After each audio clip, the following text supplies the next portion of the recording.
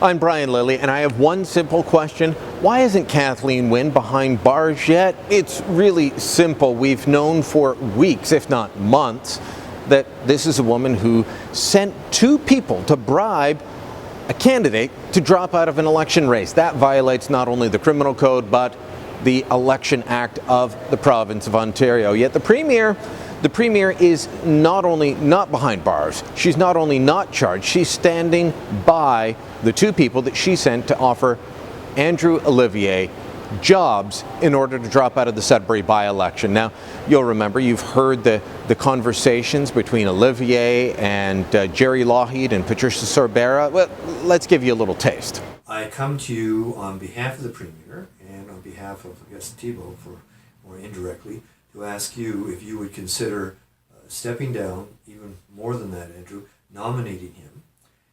In the course of that deliberation, the Premier wants to talk to you. They would like to present to you options in terms of appointments, jobs, whatever, that you and her and Pat Sabera can talk about.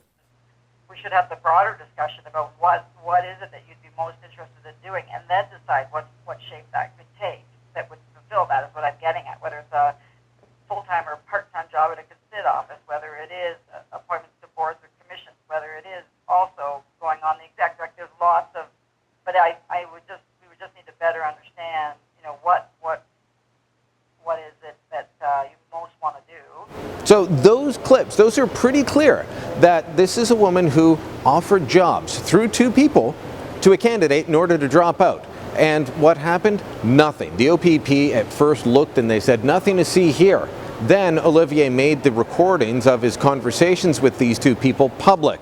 Well, again, nothing from Wynne. Nothing from the Ontario Provincial Police, or the Ontario Political Police, as people are calling them now, because they helped get Wynne elected. They campaigned on the union side against Tim Hudak, the PC leader. So, what happens now? Well, Elections Ontario at least did an investigation, and they found that there is an apparent breach of the law, of Section 96.1 of the Elections Act of Ontario.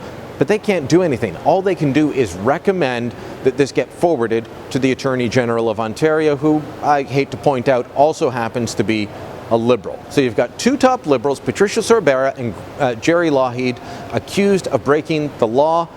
Steve Clark, the Ontario PC MPP for the Brockville area, stood up in the legislature and demanded Wynne do something. In the report, it says, having reviewed the evidence and findings of this regulatory investigation, I'm of the opinion that the actions of Jerry Lougheed Jr. and Patricia Sorbera amount to an apparent contravention of Section 96.1E of the Elections Act. Wow. And as reflected in my attached report. Consequently, I have reported the matter to the Attorney General. Premier, when are you going to do the right thing?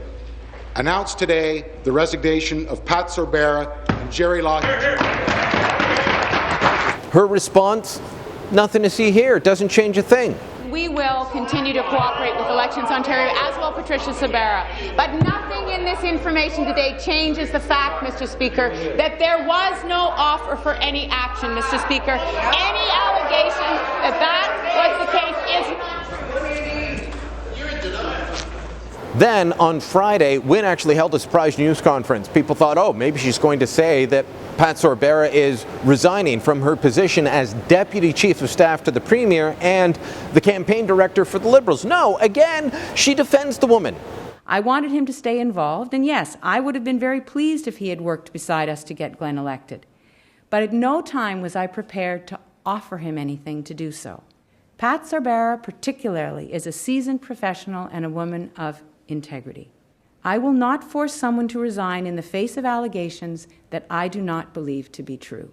Richard, you're making patronage the same thing as an attempted bribery allegation. That's considerably different. Well, you know what? We can have that semantic discussion. We can have that semantic discussion. Well, you know what? I've made my statement.